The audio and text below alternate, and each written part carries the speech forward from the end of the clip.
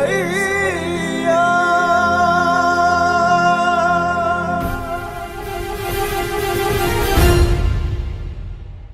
మహోన్నతుడా, నీకు స్తోత్రం నాయన. నీ ప్రజల మధ్యలో నీవు ఇంతవరకు సంచరించుచు వారి ప్రార్థనలు విన్నావు, స్తుతుల మీద ఆసీనుడయ్యావు.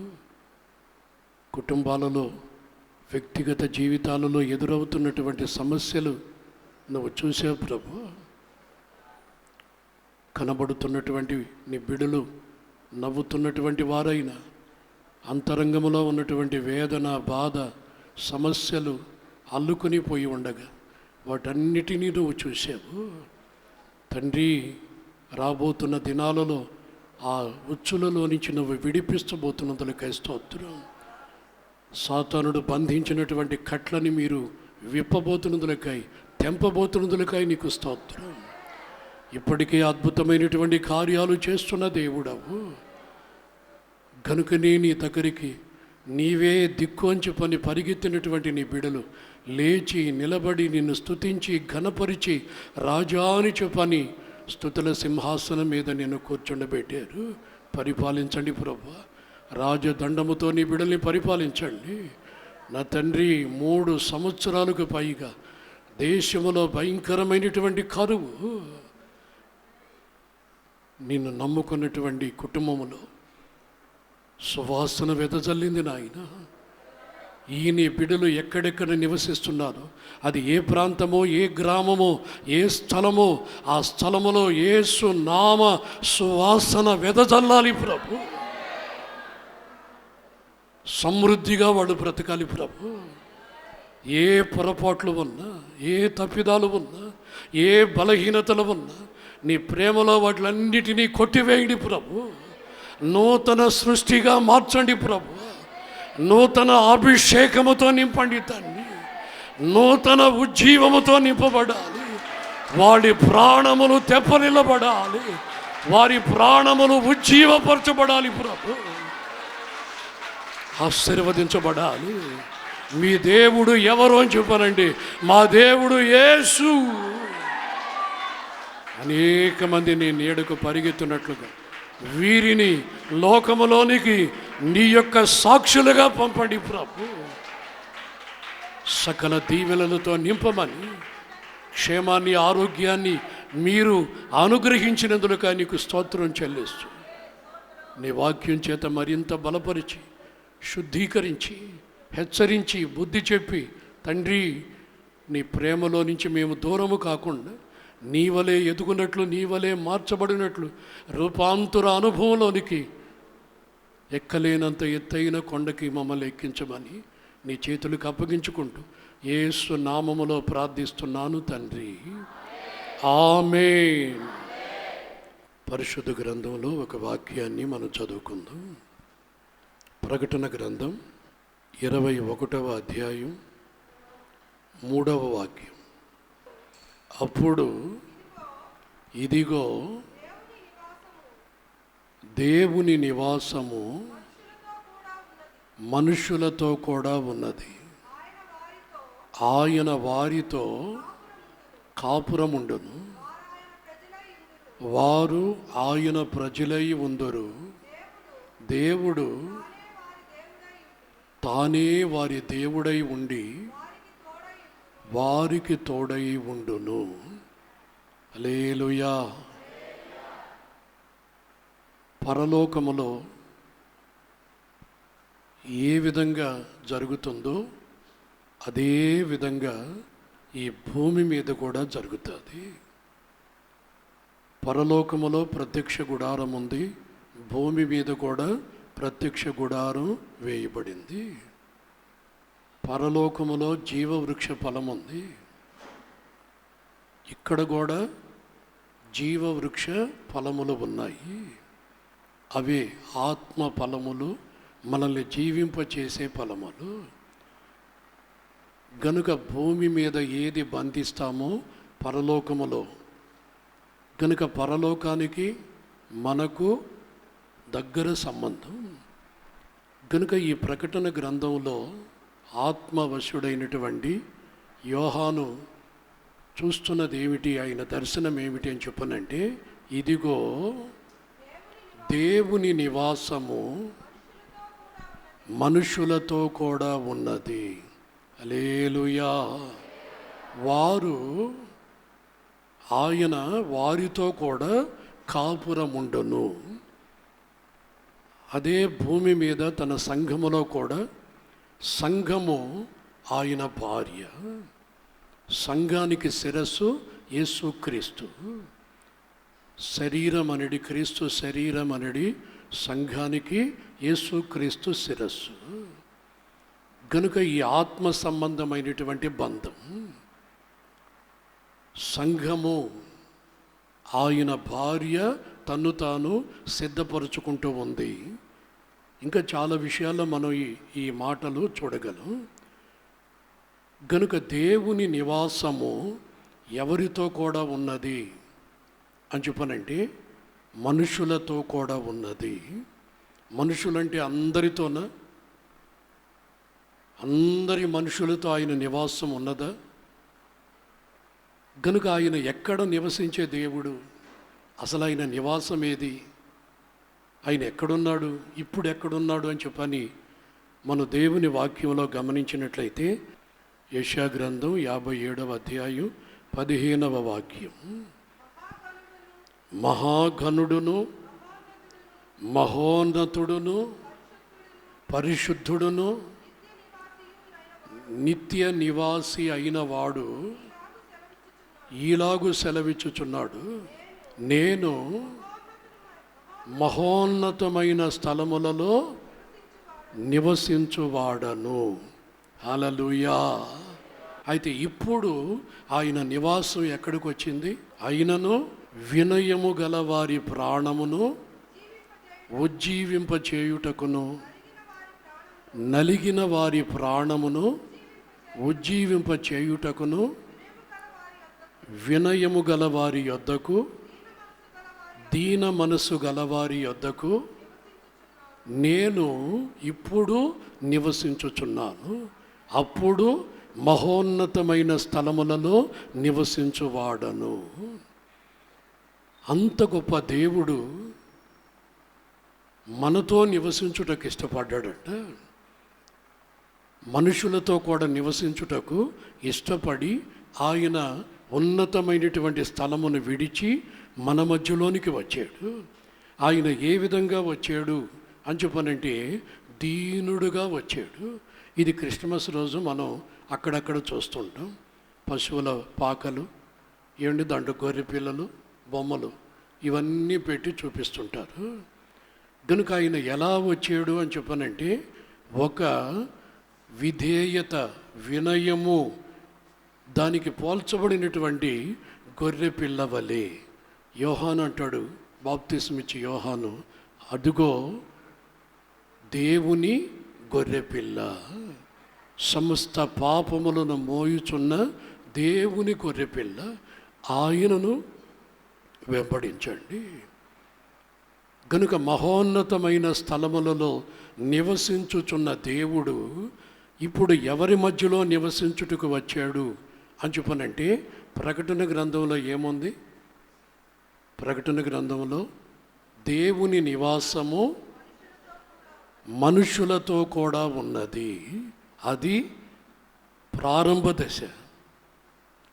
ఉన్నత స్థలములను ఆయన విడిచి, సింహాసనాన్ని విడిచి మనుషులతో కూడా కాపురం ఉండుటకు వచ్చినటువంటి దేవుడు ఆయన. అయితే ఇక్కడికి వచ్చే లోపల ప్రవచన వాక్యంలో మనం చదువుతున్నది ఏమిటంటే, విరిగి నలిగినటువంటి వారితో నివసించుటకు, మనుషులందరితో నివసించుటకు వచ్చిన దేవుడు ఇక్కడ ఎవరితో కూడా నివసిస్తున్నాను, ఎవరి మధ్యలో ఉన్నాను అని చెప్పని మనం గమనించినట్లయితే, యెషయా గ్రంథంలోని వినయము గల వారి ప్రాణమును ఉజ్జీవింపచేయుటకు, నలిగిన వారి ప్రాణమును ఉజ్జీవింపచేయుటకు, వినయము గల వారి యొద్దను, దీన మనసు గల వారి యొద్దను నేను నివసించుచున్నాను. హల్లెలూయా. మనుషులందరూ వేరు, ఆయన సింహాసనాన్ని విడిచి మన మధ్యలోనికి వచ్చాడు. ఆ రోజుల్లో మనం కూడా మనుషులతో కలిసి జీవిస్తున్నటువంటి వారివి, జంతువులతో కాదు కానీ మనుషులతో కలిసి జీవిస్తున్నాం. మనుషుల మధ్యలో ఆయన నివాసము ప్రారంభ దశలో ఉంది. ఇప్పుడు మనుషులలో నుంచి కొన్ని జాతులలో నుంచి, కొన్ని కులాలు, కొన్ని మతాలలో నుంచి, మనుషులలో నుంచి వారిని ఆయన ఏర్పరచుకున్నాడు. ఏర్పరచుకున్నటువంటి వారు, ఆయన కొరకు ప్రత్యేకించబడినటువంటి వారు, రక్షించబడినటువంటి వారు, నమ్మి బాప్తిస్మం పొందినటువంటి వారు, దేవుని సన్నిధికి నడిపించబడుతున్నటువంటి వారు.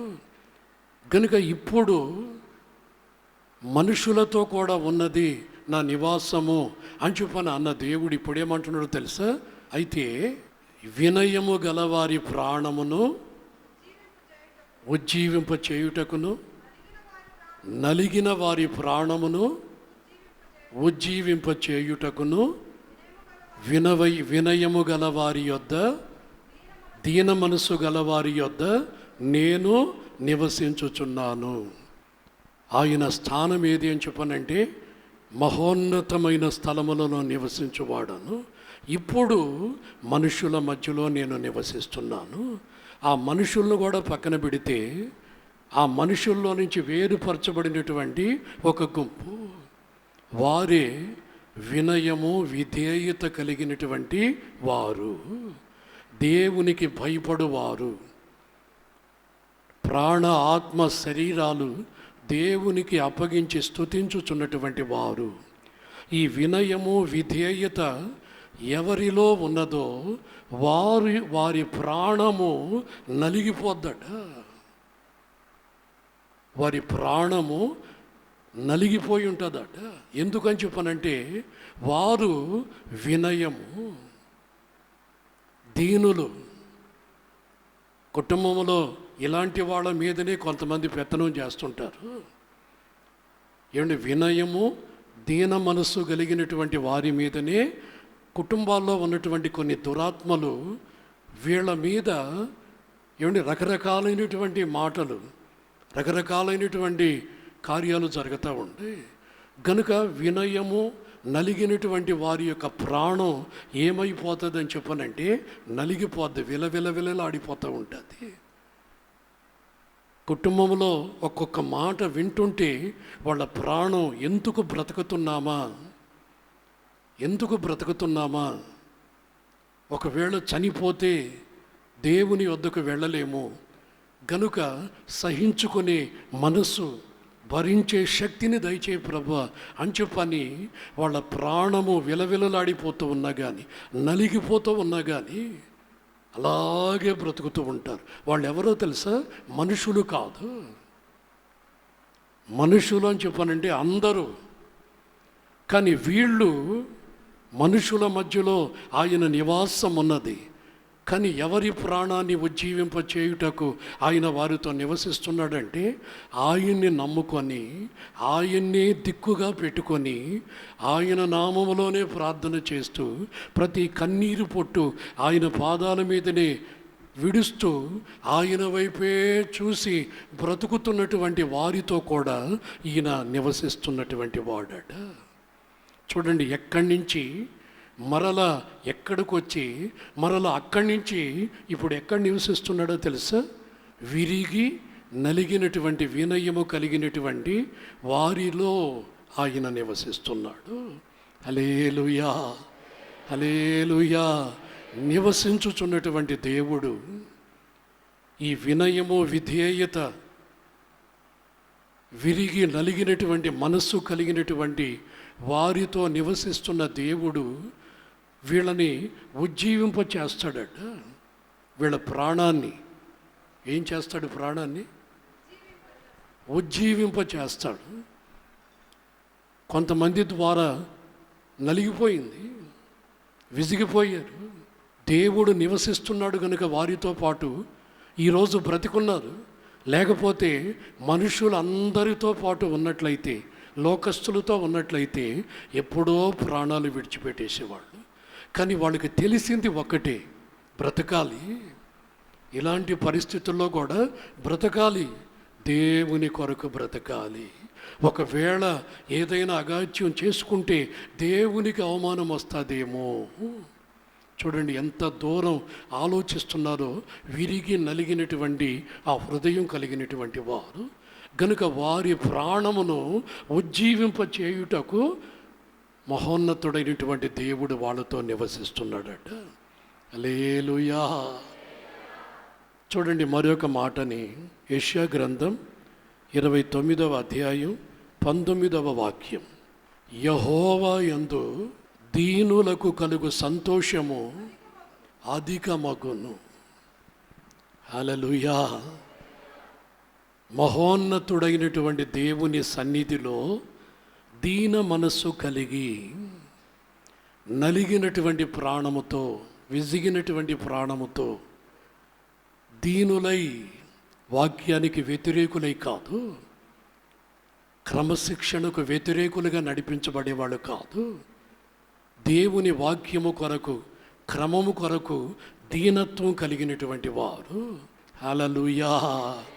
ప్రాణమును ఏమండి, వినయము కలిగిన వారి ప్రాణమును, నలిగిన వారి ప్రాణమును, దీనుల ప్రాణమును ఆయన నివసిస్తూ ఏం చేస్తున్నాడో తెలుసా? ఉజ్జీవపరుస్తున్నాడు, ఉత్తేజపరుస్తున్నాడు. కన్నీరు విడిచినప్పుడు నేను ఉన్నాను అని వాక్యముతో పరిశుద్ధాత్మ దేవుని ద్వారా నీ దిక్కుండేవాడికి చెప్పుకొని చెప్పారంటే, నా దిక్కుండేవాడు ఒకడే అని చెప్పని తలుపులు వేసుకొని, ప్రభువా అయ్యా, ఈ వినయము కలిగిన వారు, వాక్యానికి విధేయులు, వాక్యానికి లోబడినటువంటి వారు, యేసు ప్రభు నడిపిస్తున్నటువంటి నడిపింపుకి అప్పగించబడినటువంటి వారు, ఈ వినయము విధేయత కలిగినటువంటి వారితో ఆయన నివసిస్తూ నలిగిరిపోతున్నటువంటి వాళ్ళ ప్రాణాన్ని ఉజ్జీవపరుస్తున్నాడు. ఆ ఉజ్జీవములో ఆ ప్రాణాలు ఏమవుతున్నాయో తెలుసా? ఏమండి, యెహోవా సన్నిధిలో ఈ వినయము కలిగినటువంటి వారు సంతోషముతో, ఆనందముతో ఉన్నారట. హల్లెలూయా. ఒక స్త్రీ ఉందండి మత్తయి సువార్తలో, మత్తయి సువార్త 15వ అధ్యాయం 27వ వాక్యం. ఆమె, నిజమే ప్రభువా, కుక్క పిల్లలు కూడా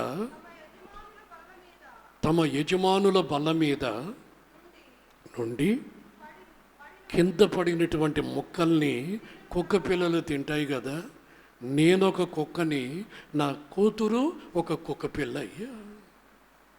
శిష్యులు అంటున్నారు, ఆయన ఇబ్బంది పెట్టద్దు, వెళ్ళవమ్మా అని చెప్పని అంటున్నారు. అయినా కానీ పొరపాటును కూడా యేసు ప్రభుని విడిచిపెట్టలేదండి. ఎందుకు అని చెప్పనంటే, ఆ తల్లికి ఇంకొకరు లేరు. ఆ కుటుంబంలో ఆ బిడ్డని బ్రతికించగలిగే వాళ్ళు ఇంకొకరు లేరు. కనుక ఇప్పుడు ఆమెకు ఆదరణ ఎవరు? ఆమె ప్రాణాన్ని ఉజ్జీవపరిచేది ఎవరు? ఈ కన్నీటిలో ఆమెకు సంతోషాన్ని కలిగించేది ఎవరు? కానీ కొంతమంది ఏ పరిస్థితుల్లో ఉన్నారో తెలుసా? మాకు ఉంది, మా ఆయన బాగానే ఉన్నాడు, నా భార్య బాగానే ఉంది, మాకు ఆస్తిపాస్తులు బాగానే ఉన్నాయి, ఏం పర్వాలేదు అని చెప్పని అనుకొని దేవుని సన్నిధిని, దేవుని సన్నిధిలో ఉన్నటువంటి సమృద్ధిని పొందుకోలేనటువంటి పరిస్థితి. ఎందుకని చెప్పనంటే, వాళ్ళకి అవి కనబడుతున్నాయి, తర్వాత పరిస్థితులు ఏ విధంగా అయిపోతాయో తెలియదు. బాగా గమనించండి. ఇప్పుడు ఆ పరిస్థితి ఏ విధంగా ఉంది అని చెప్పనంటే, ఇక నామెకి దిక్కు లేదు, సరైనటువంటి వైద్యుడు లేడు, ఆధారం లేదు, ఒకవేళ ఉన్నా బాగు చేసే పరిస్థితులు లేవు. కనుక యేసు ప్రభు దగ్గర ఇప్పుడు పరిస్థితి ఏ విధంగా ఉంది అని చెప్పనంటే, ఆమె వినయం, ఆమె హృదయం ఏ విధంగా ఉందో, ఆమె ప్రాణం ఏ విధంగా నలిగిపోయిందో శిష్యులకు తెలియలా, యేసు ప్రభుకి తెలిసింది. ఆయన వాళ్ళ మధ్యలోనే ఉన్నాడు. ఇప్పుడు ఆ నలిగినటువంటి ప్రాణాన్ని ఉజ్జీవపరచాలా, ఆ ప్రాణాన్ని తెప్పరిల్లి చేయాలా? ఏం చేయాలా? ప్రార్థన చేసుకో, అది చేసుకో, ఇది చేసుకో కాదు. ఆయన దగ్గర ఉన్నటువంటి స్వస్థత అన్నటువంటి రొట్టెను ఆమెకి ఇవ్వటం జరిగింది. ఆమేన్, హల్లెలూయా. మరలా ఏమంటున్నాడో చదవండి కింద వాక్యంలో ఆమెను గూర్చి. అందుకు యేసు, అమ్మా నీ విశ్వాసము గొప్పది, నీవు కోరినట్టే నీకు అవునుగాక. హల్లెలూయా. ఈ పరిస్థితి రాకూడదు మనకు, నీ కుటుంబానికి ఇలాంటి పరిస్థితి రాకూడదు. ఇప్పుడు యేసు ప్రభు మన మధ్యలో నివసిస్తున్నాడు. వాక్యము మనకు అందుబాటులో ఉంది. ఇలా అందుబాటులో ఉన్నప్పుడే అలాంటి పరిస్థితి రాక మునిపే నీవు దీనుడివై ఆయన పాదాల యొద్ద బ్రతకటం నేర్చుకోవాలి. కనుక కొంతమందికి దీనులుగా ఆ దీనత్వం ఎలా జీవించాలో, ఆ విరిగి నలిగినటువంటి హృదయంతో ప్రభు దగ్గర ఏ విధంగా ఆశీర్వాదాన్ని పొందుకోవాలో, అసలు ఈ దీన మనస్సు ఎలా మనం సంపాదించుకోవాలి ఇప్పటికీ కొంతమందికి తెలియటం లేదు. కనుక ఆయన వాక్యంలో ఒక మాట అంటున్నాడు. మత్తయి సువార్త 11వ అధ్యాయం 29వ వాక్యం. ప్రయాసపడి భారము మోసుకొనుచున్న సమస్త జనులారా నా యొద్దకు రండి, నేను మీకు విశ్రాంతి కలుగు చేయుదును. తర్వాత ఇది ముఖ్యం, నేను సాత్వికుడను, దీన మనస్సు గలవాడను గనుక మీ మీద నా కాడిని ఎత్తుకొని నా యొద్ద నేర్చుకోండి. హల్లెలూయా. నేను దీన మనస్సు కలవాడను, నేను సాత్వికుడను, మీరు నేర్చుకోండి. ఆయన ఎవరి మధ్యలో నివసిస్తున్నాడు? దైవ నివాసము, దేవుని నివాసము మనుషులతో కూడా ఉన్నది. ఎవరితో ఆయన నివసిస్తున్నాడు అని చెప్పంటే 2వ భాగంలో దీనులు, వినయము కలిగిన వారి యొద్దను, దీన మనస్సు కలిగిన వారి యొద్దను ఆయన నివసిస్తున్నాడు. ఎందుకు నివసిస్తున్నాడు, ఎందుకు కాపురం చేస్తున్నాడు అని చెప్పనంటే మనకు నేర్పించుటకు, దీనత్వాన్ని నేర్పించుటకు, దీనులకు కృప అనుగ్రహించబడుతుంది. గర్విష్ఠులకు ఆయన వ్యతిరేకగా మారిపోతాడు. ఆయన ఉన్నత స్థలములలో నివసించువాడు, ఆయన రాజాదిరాజు, ప్రభువులకు ప్రభు. ఆయన అంత గొప్ప దేవుడు నీతో కాపురం చేస్తున్నాడు. అంటే మన కుటుంబములో ఒకడుగా నివసిస్తున్నాడు.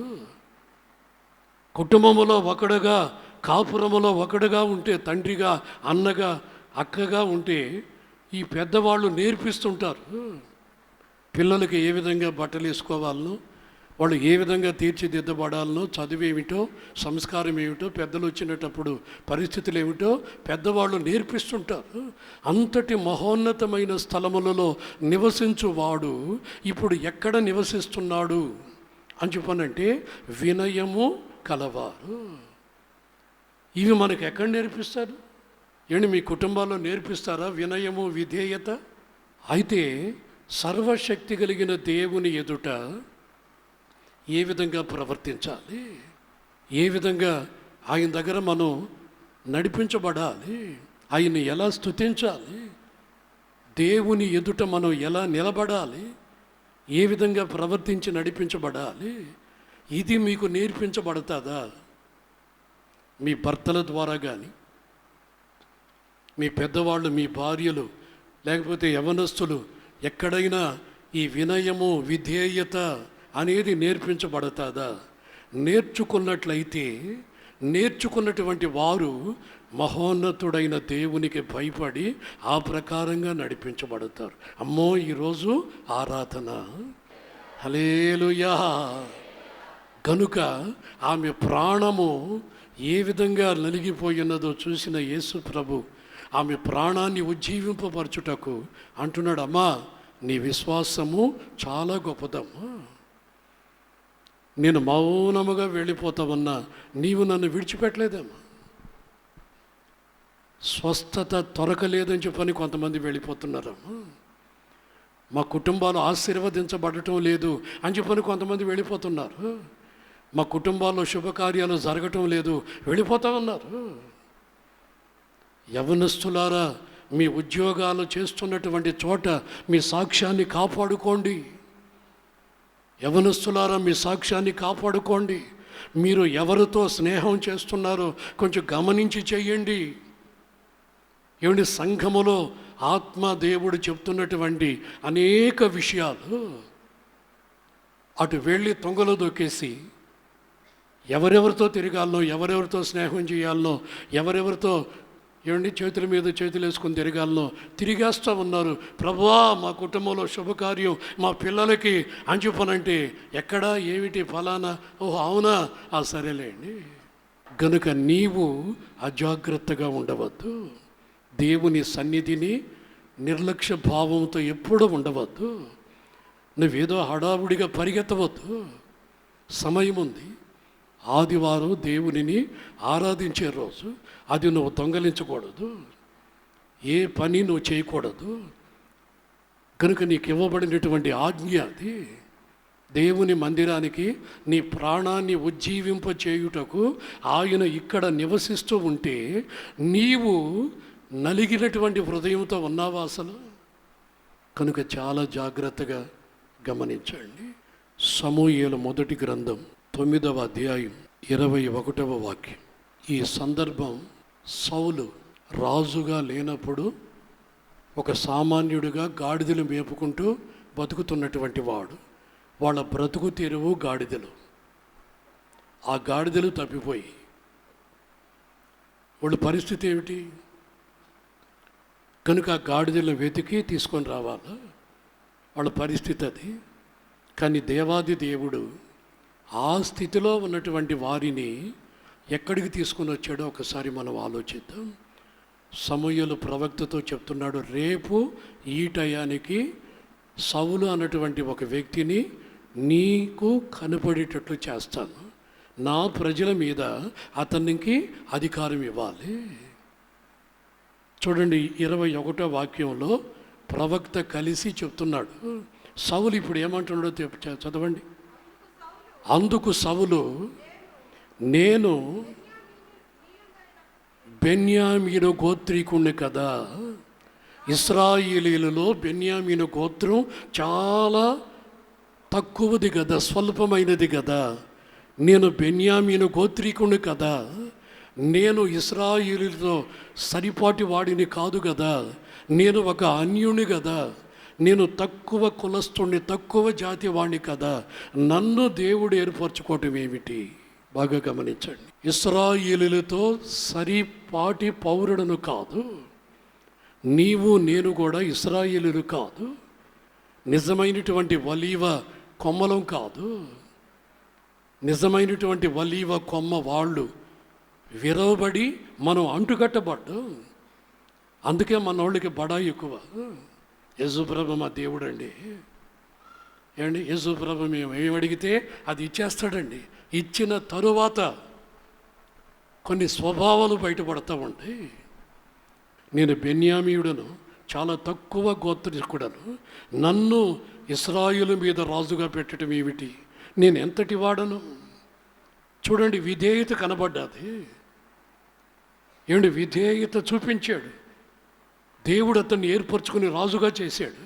అటు తర్వాత అవిధేయతను చూపిస్తున్నాడు. ఆరోగ్యం బాగలేనప్పుడు 2 కాళ్ళు పట్టుకుని ఈడ్చుకొని వచ్చి ఈడబండేస్తున్నారు. పరిస్థితులు బాగలేనప్పుడు ఫోన్లలో అయ్యా అయ్యా అయ్యా అయ్యా అయ్యా. అటు తర్వాత బాగైంది, స్వస్థత వచ్చింది, అన్నీ ఇప్పుడు బాగానే ఉన్నాయి, ఉద్యోగం బాగానే చేసుకుంటున్నాం, అంత పర్వాలేదన్న తర్వాత ఆరాధన నిర్లక్ష్యం. కనుక వాళ్ళ జీవితాల్లో దేవుని వాక్యాన్ని బట్టి, వాగ్దానాన్ని బట్టి సంతోషించలేరు. వాళ్ళకి కలిగిన దాన్ని బట్టి ఆనందిస్తారు. కనుక చాలా జాగ్రత్తగా ఉండాలి. మనల్ని ఆశీర్వదించుటగా ఆయన దిగి వచ్చాడు. నలిగిపోయినటువంటి నీ జీవితాన్ని ఉజ్జీవపరిచి ఆయన సన్నిధిలో గొప్ప సంతోషాన్ని నీకు కలిగించుటకు వచ్చాడు. అలా ఇచ్చాడు, పోగొట్టుకోవద్దు. ఏ క్షణంలో ఏం జరుగుతుందో తెలియని రోజులు ఇవి, పోగొట్టుకోవద్దు. కనుక గొప్ప విశ్వాసిగా, నిరీక్షణ కలిగిన వ్యక్తిగా, నిజమైనటువంటి క్రైస్తవుడుగా, దేవునికి ఇష్టమైనటువంటి వ్యక్తిగా, నిన్ను అనేక మంది ఎదుట ఒక తలగా, రాజుగా, సౌలు వలె నిన్ను ఉన్నత స్థితిలో పెట్టే ఆ పరిస్థితుల్లోనికి నువ్వు ఎదగాలి. నువ్వు ఎంత ఎదిగినా ఆయన పాదాల యొద్ద ఒదిగి ఉండాలి. ఆమేన్, హల్లెలూయా. కనుక జాగ్రత్త. మీరు ఆయనతో నివసిస్తారో, మీతో కూడా ఆయన నివసించేటట్టు చేసుకుంటారో, అది మీ చేతుల్లో ఉంది. ప్రార్థన చేసుకుందాం. ప్రేమగల తండ్రి, పరిశుద్ధుడానికి స్తోత్రం. ఈ పునరుద్ధరణ ఆరాధనలో మనుషులలో నుంచి వేరుపరచబడి నీ నోటికుంటవచ్చు వాక్కు కొరకు అనేక ఇరుకులు, ఇబ్బందులు, అవమానాలు, శ్రమలు అనుభవిస్తూ నలిగిపోతూ విరిగిపోతున్నటువంటి హృదయాలని ఉజ్జీవింపచేయుటకు మా మధ్యలో నివసించి నీ నోటి మాటను వినిపించినందుకై స్తోత్రం. యెహోవా సన్నిధిలో గొప్ప సంతోషాన్ని వాళ్ళు పొందుకున్నారని నీ వాక్యాన్ని సెలవిచ్చావు. సంతోషంగా నీ బిడ్డలు వెళ్ళాలి ప్రభువా. వాళ్ళ కాడిని ఎత్తుకొని నీ దగ్గర దీన మనస్సుని, విధేయతని, సాత్వికమును నేర్చుకోవాలి ప్రభువా. నీ సన్నిధికి పరిగెత్తి నీ నోటి మాట కొరకు ఆశపడి నీ ద్వారా వాళ్ళ కుటుంబాలు, వాళ్ళ జీవితాలు ఆశీర్వాదకరంగా బ్రతకాలి ప్రభు. నేర్పించండి, కృపతో క్షమించండి. దయగలిగినటువంటి దేవుడవు, ఆశీర్వదించి కోపించుచునే వాత్సల్యము చూపించేవాడవు నా తండ్రి. వీరిని, వీళ్ళకి కలిగిన దానిని, పిల్లల్ని, యవనస్తులైన బిడ్డల్ని కంచివేసి కాపాడి మనుషుల మధ్యలో వీళ్ళ కార్యాలు, వీళ్ళ బిడ్డల కార్యాలు ఘనంగా జరిగించి సకల దీవెనలతో నింపమని నీ చేతులకు అప్పగించుకుంటూ యేసు నామములో ప్రార్థిస్తున్నాను తండ్రి. ఆమేన్. మన తండ్రి అయిన దేవుని ప్రేమయు, కుమారుడైన యేసు క్రీస్తు కృపయు, పరిశుద్ధాత్మని యొక్క సన్నిధి సహవాసం మనకును, ఆయన వాక్యానికి విధేయులైనటువంటి ప్రతి ఒక్కరికి కృపతోడై కృపాక్షేమాలతో నడిపించునుగాక. ఆమేన్. ప్రభు పేరిట మీకు అందరికీ వందనాలు. ఆరాధన నీకే యేసయ్యా.